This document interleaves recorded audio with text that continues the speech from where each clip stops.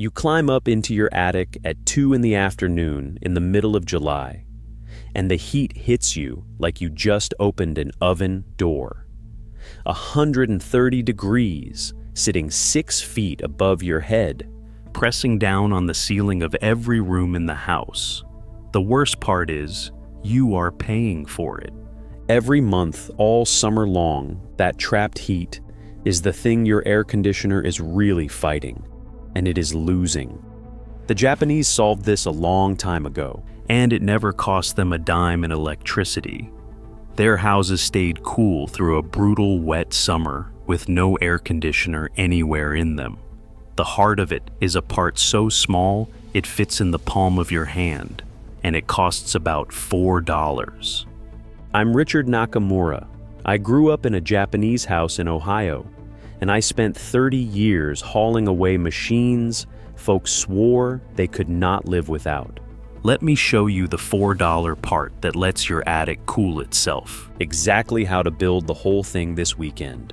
And right at the very end, the one thing an old carpenter showed me in Japan that almost nobody over here has ever heard of.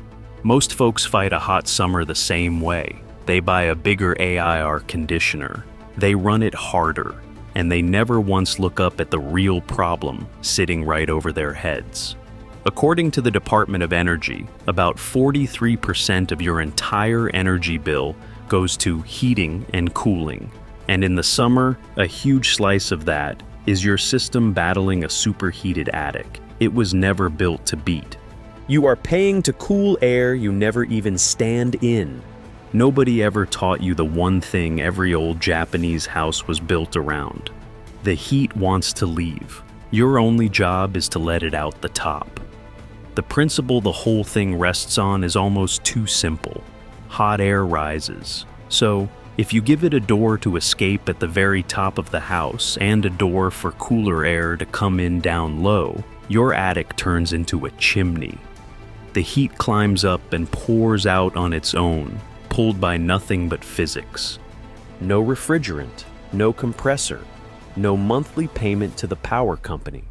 The Japanese built that door straight into the roof. They called it a koshiyane, a little raised roof that sits on the peak of the big one, with slats cut into its sides. Japan's own government building records describe it plainly, a small roof made to let heat and smoke escape, and still cleverly used today. That $4 device I am going to build with you just recreates the koshiyane inside the ordinary attic you already have, but a fan alone will not do it.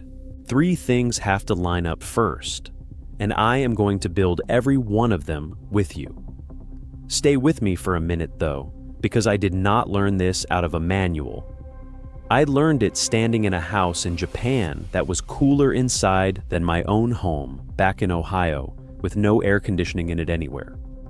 A few years back, I went home to the old family house in Japan, the wooden one that has been standing longer than anyone alive can remember.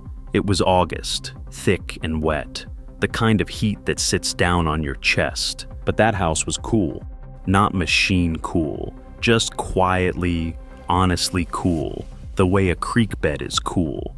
An old carpenter was looking after the place, a miyadaiku, the kind of craftsman who learned his trade from his grandfather instead of from a book. He watched me wiping the sweat off my neck, and he waved me up a narrow staircase into the roof. He pointed at that little raised box on the peak, the koshiyane, and told me the house was built to let the heat leave on its own. It had been breathing out its own heat every summer for over 100 years, without a single moving part. Then he did something I have never forgotten. He knelt down and lifted one of the floorboards, and underneath it lay rows of black charcoal, spread out in the dark. He told me it had been there since before he was born. That charcoal was keeping the whole house dry. A dry house, he said, is a cool house. Most people think about beating the heat one way. Seal the place up tight and blast cold air at it. That old carpenter thought about it the other way around. Let the heat walk out the top and pull the damp out of the air so a body can cool itself. two completely different ideas about the very same problem. One of them needs a machine and a power bill for the rest of your life. The other needs a few dollars and one good afternoon. So I stood there in that attic, a man who had spent 30 years hauling broken air conditioners out of American houses, looking at a house that had never owned one and never would. Then the carpenter said the thing I want you to carry with you through the rest of this. The heat wants to leave. Your job is just to let it. So now you know the principle. Next, I am going to build the whole thing with you, one piece at a time. First, the part almost nobody tells you to do, the part that is the reason most attic fans are useless. Then the $4 device itself. Then the 2 upgrades that turn it from a little bit cooler into a house that fights back for you. And that very last one is the carpenter's secret. Before you build anything, you have to know what you are actually fighting, because it is 3 things, not 1. The first is that trapped hot air in the attic. The second is the sun itself, because a roof baking in the afternoon does not just heat the air, it radiates heat downward, straight through your ceiling like a heat lamp. The third is the one everybody misses: humidity. Your body cools itself by evaporating sweat, and when the air is thick and wet, that sweat cannot evaporate, so you feel far hotter than the thermometer ever says. Trapped heat, radiant heat, wet air. The system we are about to build goes after all 3. Step 1 is the part nobody tells you. Before any fan, you have to let the attic breathe. Go up there with a flashlight and look where the roof meets the outside walls, at the little vents down in the eaves, the soffit vents. In most houses they are choked, packed shut with insulation somebody shoved up against them years ago. The old carpenter would say the house is being strangled. It cannot breathe. Pull that insulation back and drop in a cheap foam baffle, a couple of dollars a piece to hold the channel open. Then make sure the hot air has a way out up high. A gable vent on the end of the house or a vent running along the ridge. This step alone is almost free and drops the temperature up there even on the hottest day of the year. Every fan you could ever buy is worthless because you cannot pull air through a sealed box. That is the exact reason most people's attic fans do nothing at all. Step 2 is the device itself, and this is the whole thing right here. Take a small 12-volt fan, the kind that runs you $6 or $7, and set it into that gable vent so it pushes the hot air out of the house. On the sunny side of the gable, you mount a little solar panel about the size of a paperback book, and run 2 thin wires from it down to the fan. Then, in between those 2 wires goes the one part that makes the whole thing smart. A little thermostatic switch that costs about $4. That switch is the secret of the entire build, and it is the part everybody skips. It watches the temperature, and it only lets the fan run when the attic climbs past about 95 degrees. When the sun is at its worst, beating down the hardest, the panel makes the most power, and the fan spins the fastest, exactly when you need it most. The moment the sun drops and the attic cools off, the switch shuts it down on its own. Nothing wired into your house, nothing added to your bill, nothing for you to remember. The whole thing, panel and fan and switch, comes to under $60, while a store-bought version runs a couple hundred. What you have just built is that koshiyane, the Japanese roof vent, rebuilt inside your own attic for the price of 2 coffees and a screwdriver. Now for the upgrades that make it unstoppable. The first one goes after the radiant heat, the sun pressing down through the roof. You lay a reflective foil, a radiant barrier, across your rafters with the shiny side out, and it bounces that heat right back the way it came. This is not a gimmick. It is the same reflective material NASA put on the base of the Apollo lunar lander to protect it from the sun. And the Department of Energy says it can cut your cooling costs by 5 to 10% on its own. Just leave an inch of air behind it so it can breathe. The Japanese did the same job from outside the house, with deep overhanging eaves and reed screens they called sudare, stopping the sun before it ever became heat. You can do the very same thing with an outdoor shade or a simple awning.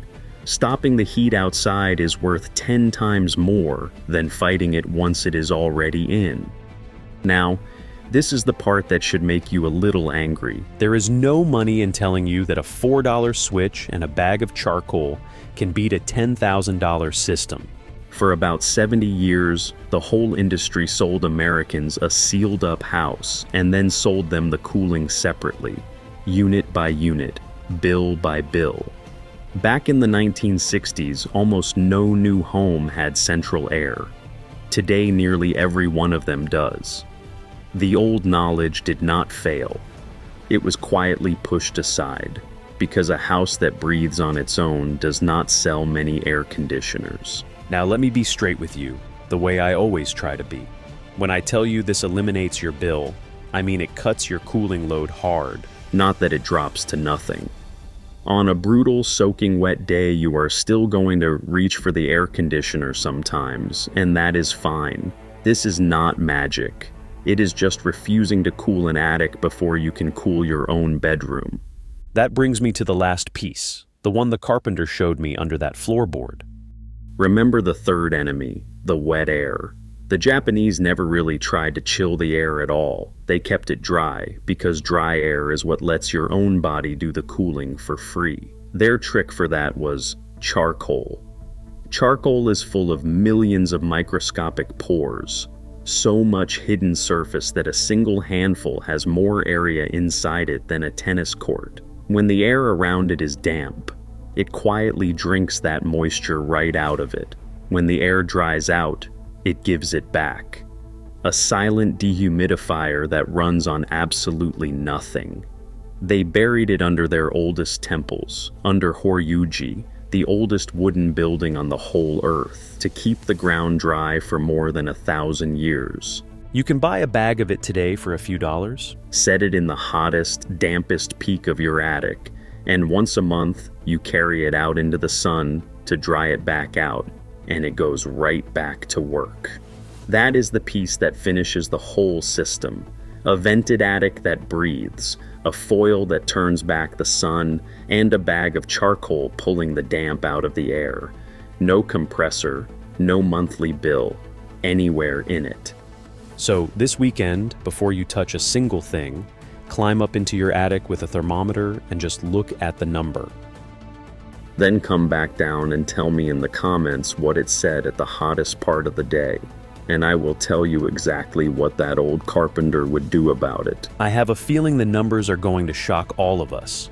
Next time, I am going to show you the other half of all this, the Japanese winter. How a house stays warm all night on almost no fuel at all, with the low table called a kotatsu, and a sunken hearth that has kept families warm for centuries. It is the natural next step right after this one. My grandmother used to tell me about mottainai. It means nothing good should ever be wasted. Not the thing in your hands, and not the knowing of how to keep it.